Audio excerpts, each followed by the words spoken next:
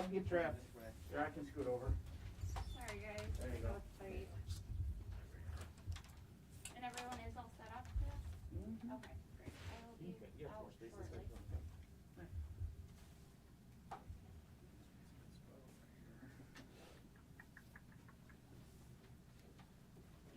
I just slide it in all underneath them. Hey, Master, do you guys want me to kill channel 2 audio or leave it up?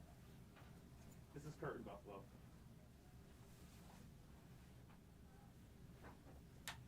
Okay.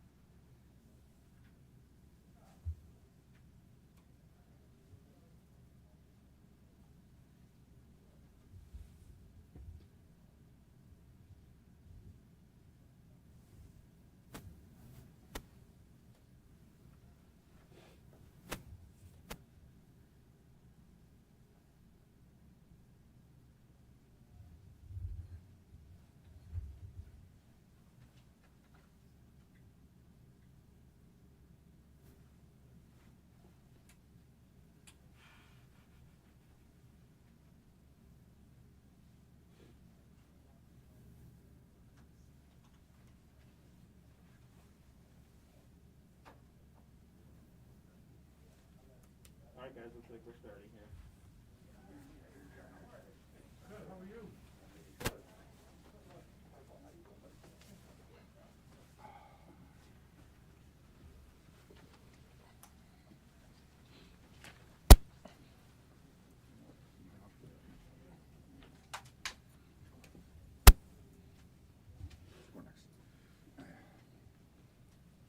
I want to thank the members of the media for joining us. We're here at the District Attorney's Office with District Attorney John Flynn, Commissioner Byron Lockwood, and the management of the police department. I will say a few words about the arrest of a subject in the shooting of the security guard at McKinley High School. Then we will hear from Deputy Commissioner Gramalia and then District Attorney John Flynn. The police investigation has been nonstop since the violent incidents at McKinley High School last Wednesday. I want to say a special word of thank you to the men and women of the Buffalo Police Department who have literally worked on this investigation around the clock, as well as other law enforcement agencies that have worked with and have been assisting the Buffalo Police Department. In less than a week after this violent incident, two 17-year-old males have been arrested in connection with the stabbing and shooting that occurred last Wednesday at McKinley High School. Excellent police work has gone into this investigation with tremendous cooperation and partnership with the Erie County District Attorney's Office. I had the opportunity on Saturday to visit with the 14-year-old that was stabbed and his mother. The mother is a very strong woman working to keep her family together, and I just want to recognize her for her strength in a very difficult situation. Having your child injured in this kind of violent fashion is traumatic for the entire family, and really was impressed with the strength of that mother.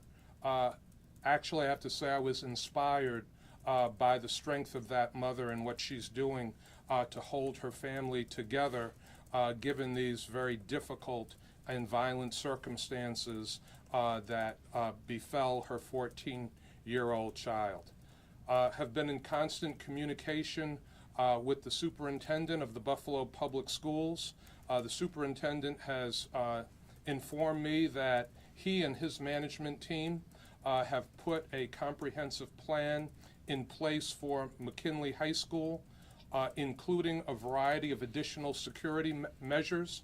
One of the requests from the superintendent, Dr. Cash, to me is for additional school resource officer support at arrival and dismissal time at McKinley High School, support of school resource officers that will also check in with the administration at McKinley. I have brought this request to Commissioner Lockwood and his management team, and the additional security of school resource officers will be provided to McKinley High School. It will start in February and it will go through sometime in April at the very least to follow up on the requests that we have received from the school district. Again, I want to thank the men and women of the Buffalo Police Department for their excellent police work, other law enforcement agencies for their support. This investigation is progressing very quickly, but the investigation is still in progress. And with that, I'm going to turn things over to Deputy Police Commissioner Joseph Gramalia. Thank you, Mayor. We stood before you late last week announcing the arrest of one individual for the injury to the 14-year-old, and we said that investigation was going to be continuing. That included the distribution of a Crime Stoppers bulletin with a picture. That led to some pretty quick tips and provided us with the information we needed to aggressively move forward on the investigation throughout the weekend. At approximately 9:30 this morning, homicide detectives with a search warrant in hand went to an address on Baxter Street in the city of Buffalo and worked with the SWAT team. It was a very carefully planned out execution, taking in mind certain safety considerations with the use of technology to take an individual into custody without incident. Our SWAT team trains and works very, very hard, working within our policies that have been put in place over the last couple of years, and again, without incident, took an individual into custody. He was brought down to police headquarters, again, working very closely with the district attorney's office where these charges were filed, and again, the investigation will continue on.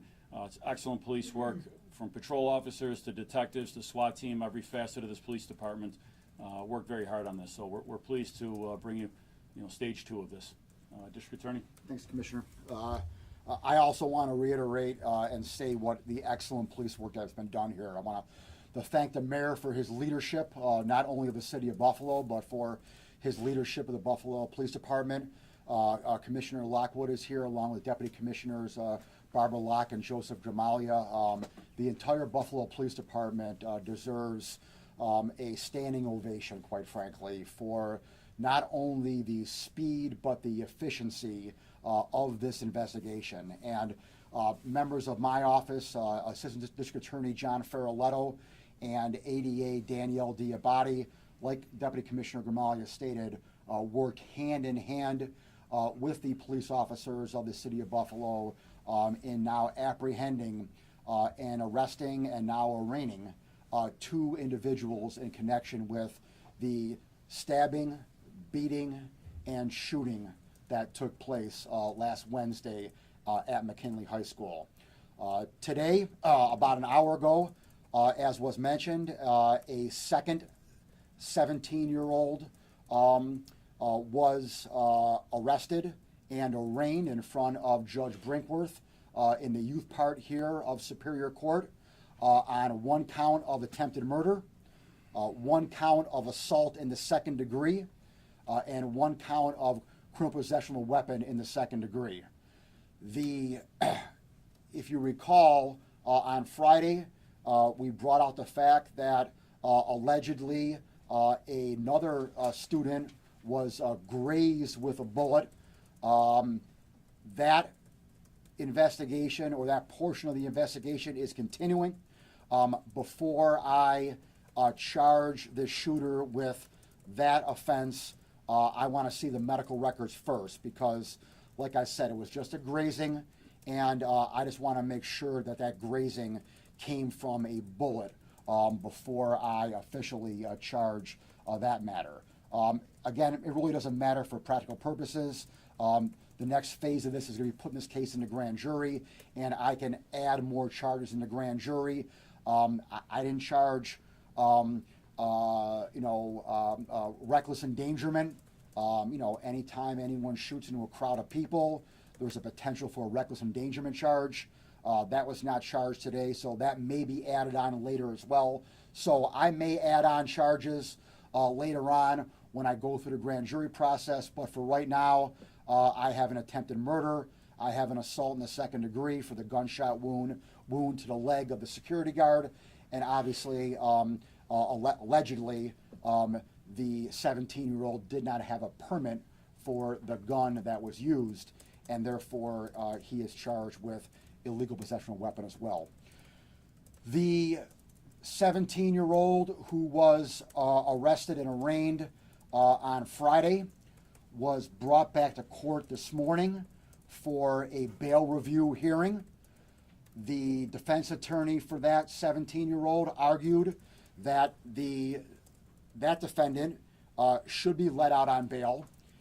The defense attorney tried to use some of the language that I used at the press conference on Friday against me in that bail review hearing. He didn't get my words correct. So just so we're all clear here, as you all have on tape, I never said on Friday that the first 17-year-old did not stab anyone, nor did I confirm that he did stab anyone. I made it very clear that I did not confirm or deny what that 17-year-old allegedly did, whether he participated in the stabbing, whether he participated in the beating. I pointed out crystal clearly that at this stage I do not have to, that I charge that 17-year-old with attempted murder, and assault based upon the accomplice liability theory, where he has a shared intent with others who may have been involved in the beating/stabbing. So again, just so everyone is crystal clear, I did not allege, nor am I alleging today, exactly what that first 17-year-old did. Today is not the case. Today, I am specifically alleging that this second 17-year-old shot the security guard. There's no ambiguity in that at all. The only ambiguity is that allegedly. He's innocent, obviously, until proven guilty. But the allegation is that the second 17-year-old who was arraigned today fired the weapon, multiple rounds, hit the security guard, and may have hit another child that we're still looking into. As the deputy commissioner stated, and the mayor stated correctly, this matter is still under investigation. It's still under investigation on two fronts. It's under investigation because obviously now we're moving to the grand jury portion of this, and by the very language of the grand jury, a grand jury is an investigation.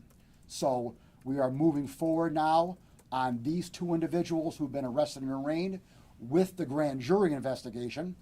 That's the investigation on one front.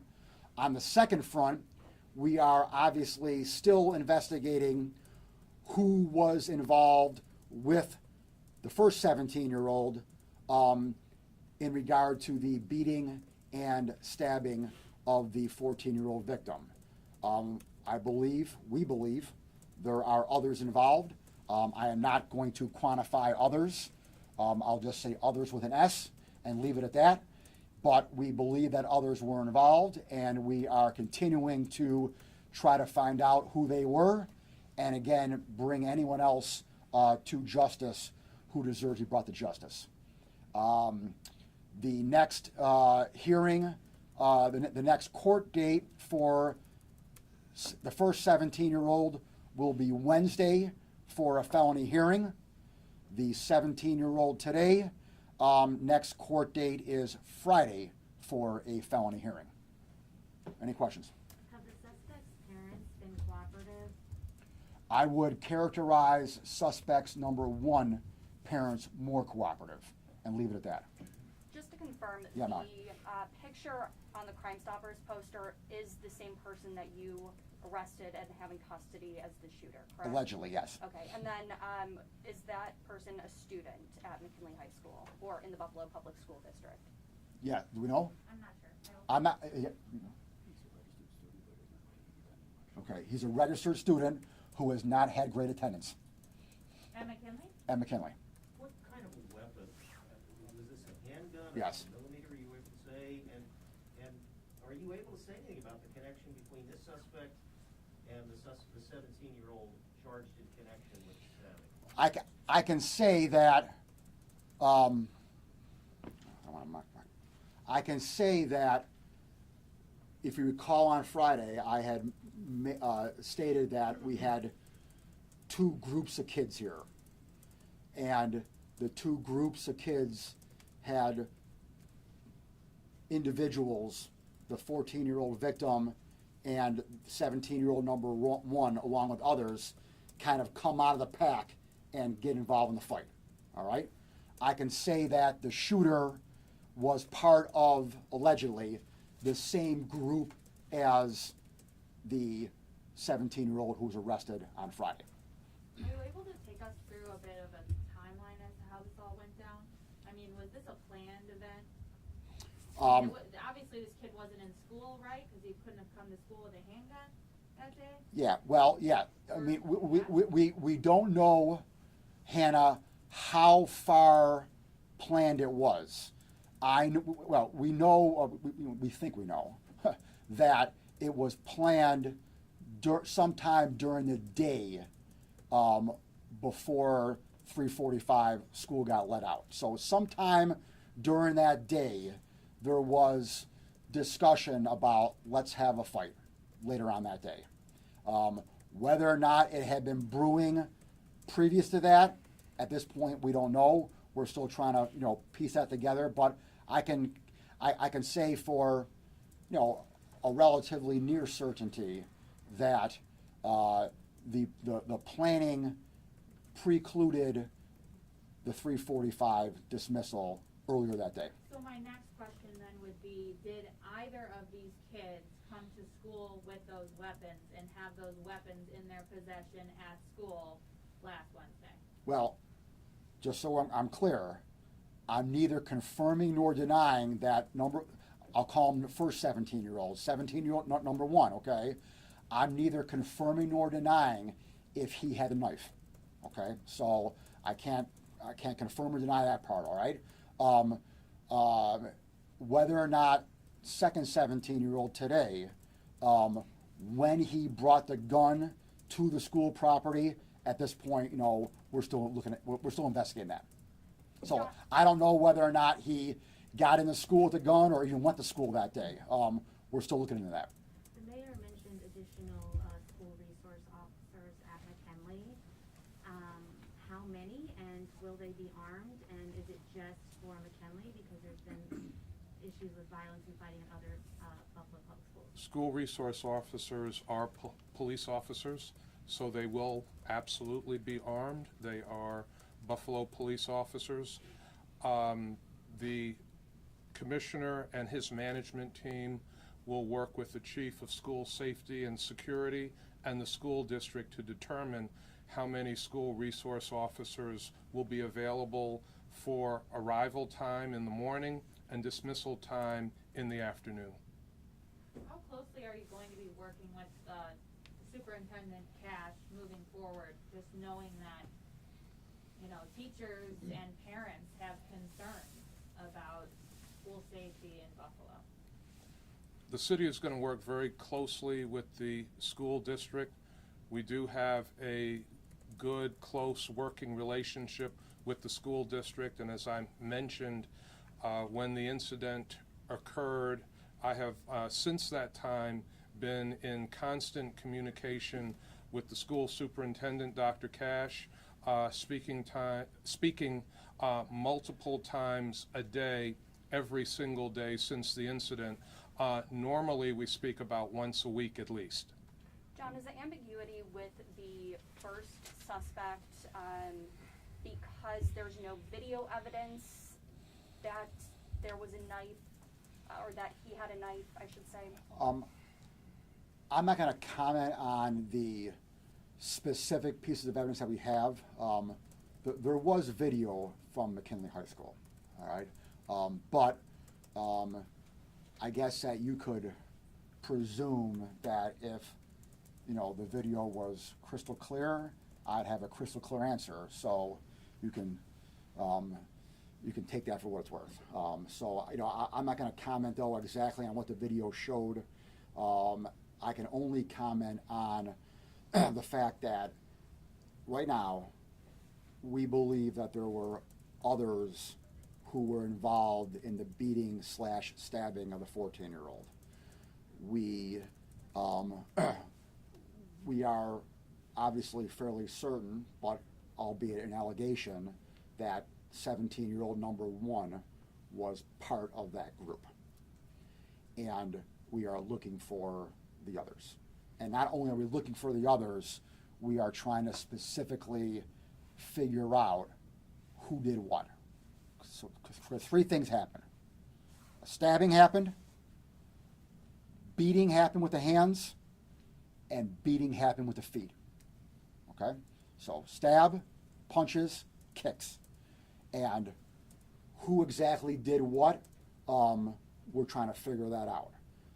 From a legal standpoint, like I said on Friday, I really don't need, at the end of the day, though, to actually figure that out exactly, all right? Because I can, if I find out, and we hopefully will, who all the players were, again, I can just charge them all under Section 20. I'm going to encompass liability theory, and each one's responsible for what the other one did, no matter what. And that's what I'm hoping to get at. When were the new SROs going to start? I'm sorry.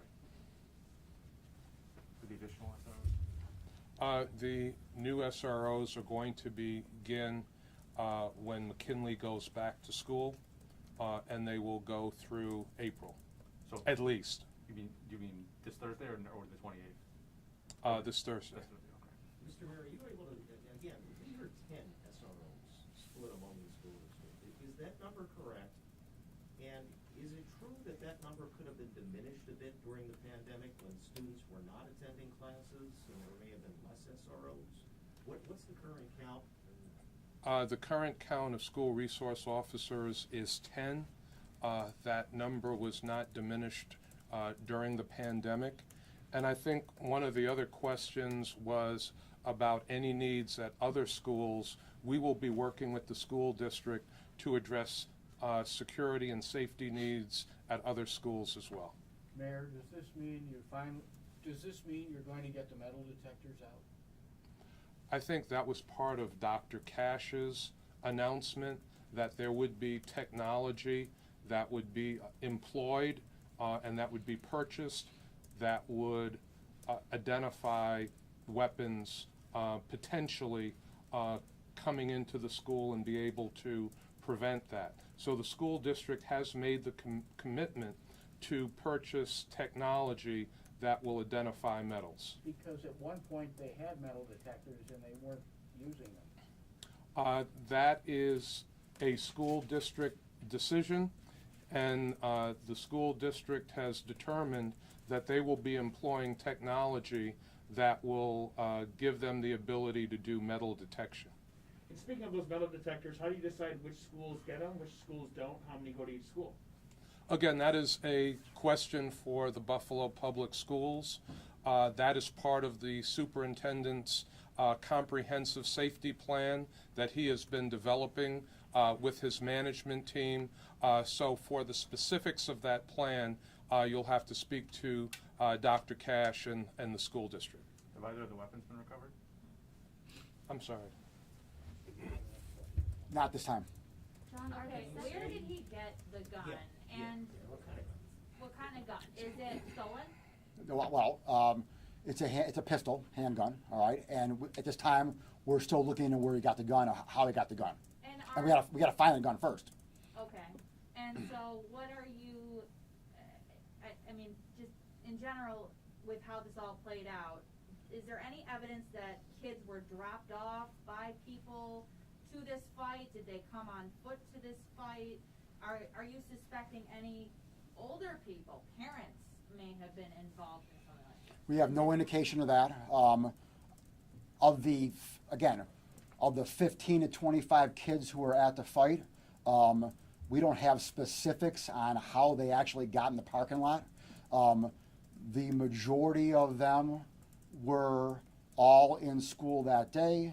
And again, we can just, and I can tell you before, as I said before, there was talk amongst some members of these two groups in the school that day about getting together after school for a fight. So we can logically presume that they left school and went out in the parking lot. Are the second suspect's parents part of the reason it took 4 days to apprehend this individual? No, I wouldn't go that far. I would say that it took 4 days because we had to get the distribution of the Crime Stoppers pamphlet out there, which we got out right away on Friday. And then we had to do an investigation, and tips were called once we put the pamphlet out there. We had to ascertain which one of those tips were good and which ones were not good, and go through them and then figure out who the individual was. And then, as Deputy Commissioner Gramalia stated, because this individual was a minor, or is a minor, we had to take extra steps to notify parents, figure out the best method for apprehending this individual in a safe manner. I want to, again, I specifically want to commend the Buffalo Police Department for their efforts in getting this individual in a safe manner this morning without incident.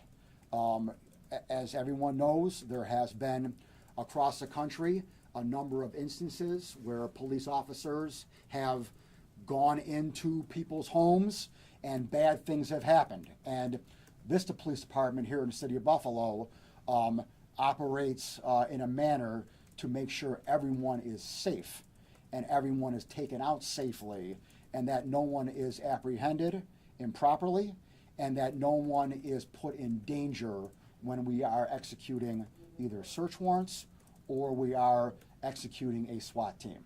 And again, this is a great job. Do either of the suspects have prior arrest records? That I can't comment on, because if I comment on that, then I'm perhaps unduly influencing any further proceedings that they may have. Ron, yeah. John, going back to the shooting, Yeah. on Friday you said, quote, multiple gunshots. Yes, there were multiple gunshots. Can you describe the scene? I mean, was this 17-year-old spraying? Could Well, this have been much worse? Could you Oh. have had, or was he shooting in the air, or what was going on? It definitely could have been much worse. We are, again, in the middle of investigating how actually it all went down. Again, getting back to Marley's question here, if I had great video, then I could answer that question to a T, all right? But I have the video that I got, all right? And so we do know that there were multiple shots fired. We know for sure that one shot hit the leg of a security guard who was coming toward the fight. We believe that another shot grazed the left flank of another young individual there amongst this 15 to 25 group. We know that one of the bullets struck a building of the school. Okay? So whether or not he was flailing around and whether who she shot first, that we're still under investigation. Do you have an updated condition on the 14-year-old? Meredith, yeah. So I did visit the 14-year-old on Saturday in the presence of his mother. I'm not going to comment on his condition directly at the request of the family, but I will say he was able to sit up in a chair when I went to visit him, but being stabbed 10 times for anyone is physically and emotionally traumatic. Can you please elaborate at all on the technology used about entering the suspect's home? So the mayor and commissioner have been very very diligent about our SWAT team, the technology they have, the training they get. They train a lot. In this particular case, the new search warrant policies that have been enacted over the last couple of years also includes the use of drones, and drones did come into play in this case. We wanted to make sure that that all precautions were used prior to entering the home, for the safest entry for everybody involved. Do you guys use no-knock warrants? Like you mentioned the other incidents across the country where there's problems. Would you Buffalo Police only use a no-knock warrant? Or? No-knock warrants are greatly restricted. In this case was a knock and announce warrant. Only a judge can issue a no-knock warrant. However, through our procedures, those warrant requests from within our department, our detectives, have to go all the way up through the chain of command. Multiple sets of eyes look at those, and that was part of the weekend-long planning process for how this was going to go. A knock and announce warrant was what was signed by the judge, and we took great time and care and technology before any SWAT members went into the house. The individual came out of the house on his own and surrendered to police. So that was what we always aim for, is a nice, safe outcome, and an individual to come out of the house to us under careful command. We also have a negotiator on scene for our raids that talks people through that process of how to come out of the house. And so, what is the status of these two right now? Are they in jail? Yes. Yep. Are they staying in jail? Yes. Until a judge would let him out, which I'm going to fight against. But obviously, we fought this morning to keep defendant number 1 in jail. When defendant number 2 was arraigned about an hour ago, we asked for remand, and he was remanded. He will then have, like I said, a felony hearing on Friday, and defendant number 1 will have a felony hearing on Wednesday. And so we're gonna, we're gonna request to keep him in jail the entire time, and we are going to obviously do everything we can. It's obviously much easier with the shooter to keep him in my jurisdiction. The defendant number 1, we're going to do whatever we can to make sure that he's in my jurisdiction as well too. For defendant number 1, we're hearing that there was an interpreter in court this morning. Is that true? And if so, is there any links to, like, say, hate crime or anything like that you're looking at? No. Defendant number 1, I believe, is from Nepal, Nepalese. And so are you not looking at any kind of hate crime that happened during the school, racism, or anything like that? Okay. Not at this point. What about gangs? Are these kids part of any gangs? Is this gang related? I'm not going to comment on that, Hannah. Again, I'm not going to comment on any affiliations of anyone because, again, that would have a potential detrimental effect on a trial. Multiple people were involved in the stabbing, correct? Well, multiple people were involved in the beating/stabbing of the 14-year-old. So about how many additional suspects are you looking for right now? As I said earlier, others with an S. I'm not gonna get boxed in with our exact number. How difficult has it been to try and figure this all out? Because there's been so many people, and there's only so much that you have to go off of, and allegedly some of these suspects were wearing ski masks or something like that at the time. So how difficult does that make this process going out to try and gather all these people and try and bring everyone to justice? It makes it very difficult, but we have an excellent police department here in the city of Buffalo. We have excellent police officers. We have excellent leadership in the Buffalo Police Department, and these officers are trained professionals, and that's their job, and that's what they do. Outstanding. John, Outstanding job. when you were there at the beginning that afternoon in daylight, you had evidence, the police department or whoever it was had evidence collection people working over the ground in the snowbanks in front of the greenhouse, you probably found cartridges, Shell whatever. casings, yep. Okay, were any of those in condition you could run them through the various computer systems and if they had been used in other crimes? We're doing that now. But no word yet? Yeah, correct. Just my last question. Sure. Gun and knife still missing? Yes. Thank you, everybody. And, Okay. just off topic, if we could, about the fire from this morning. Are you looking at any charges from the landlord? We're hearing there was no smoke detectors in the house. It's under investigation. And what about the other properties that the landlord owns? We're hearing there's other properties in the same neighborhood. Is there any inspection for those? How do we know that those other renters are safe? Again, I don't personally get involved in the actual inspection of those properties, but in conjunction with this fire right here, if it spills over into anything else, then that investigation will bring that in. Could we get the mayor up here on that issue specifically? Over the years, the city at intervals has pushed very hard on looking for smoke detectors, providing smoke detectors to people who can't afford them.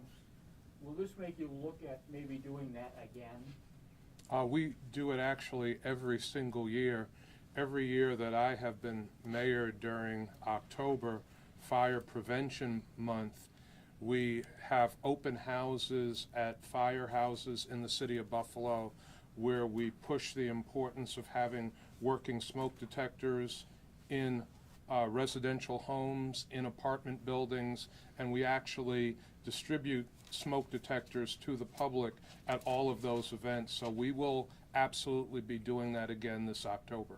Because obviously some of the landlords around town are from very far away and you may not have much of an arm on.